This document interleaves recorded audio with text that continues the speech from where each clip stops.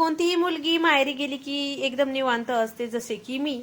But he आमची 2 नंबरची बहीण आहे. आईकडे येताना चक्कर आली होती तिला आणि पडली तरी पण, आणि तिला दवाखान्यात पण नेलं.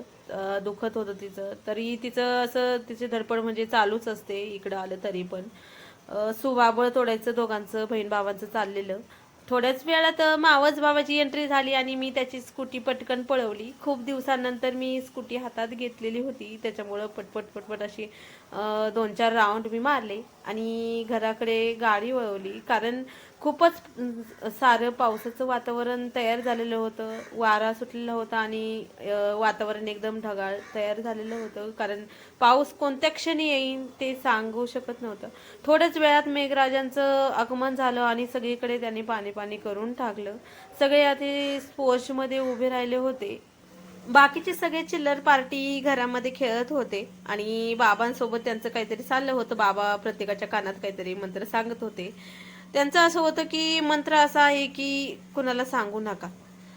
म्हणजे तुम्हाला जर कळलं तर मला नक्की सांगा काय म्हणत होते, नेमके काय म्हणायचं होतं त्यांना. मला तर कळलं, तुम्हाला जर कळलं तर मला नक्की कमेंट्स करून सांगा.